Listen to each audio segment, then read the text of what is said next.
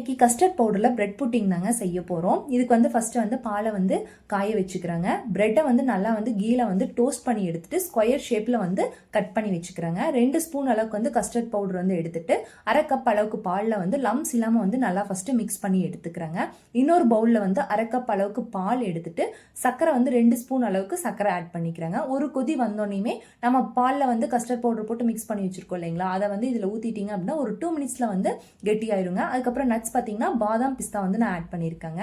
Add பண்ணிட்டு இன்னைக்கு square ஷேப்பில் இருக்க லைன்டேஸ் பாக்ஸ் வந்து எடுத்திருக்காங்க. உங்களுக்கு என்ன பாக்ஸ் இருக்கோ அதை நீங்கள் எடுத்துக்கோங்க.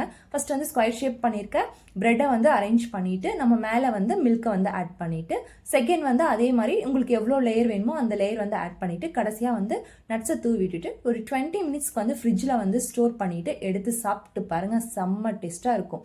நம்ம சேனலை இதுதான் ஃபர்ஸ்ட் டைம் பார்க்குறீங்க அப்படின்னா மறக்காமல் சப்ஸ்கிரைப் பண்ணிட்டு பாருங்க. தேங்க்யூ ஃபார் வாட்சிங். பாய்.